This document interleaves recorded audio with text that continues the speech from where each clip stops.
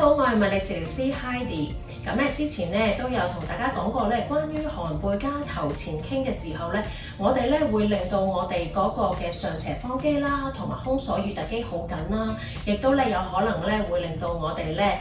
頸緊背痛嘅情況喎。咁今日咧我想示範一個動作咧，主要咧係鍛鍊翻我哋個背闊肌。咁個背闊肌咧就係喺我哋背脊後面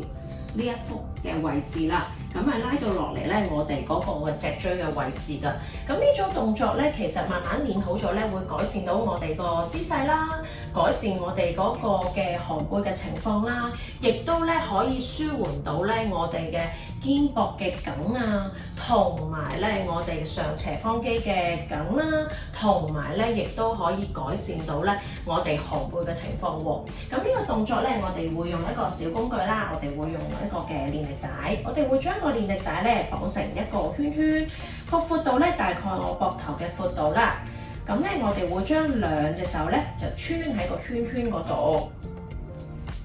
然之後咧我哋會伸直我哋嘅手踭擺喺後邊。咁做嘅時候咧，我哋咧沉肩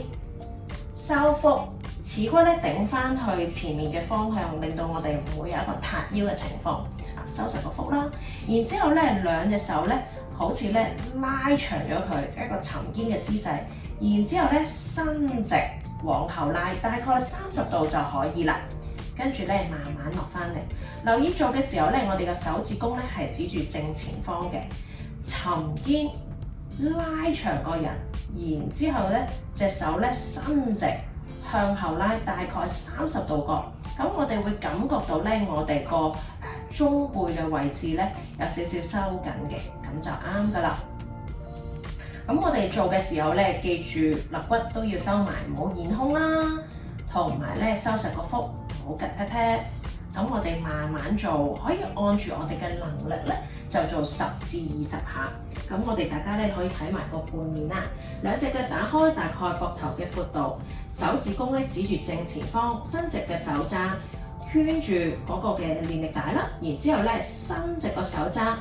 個手咧好似拉到好長沉肩，然之後往後伸展大概30度角，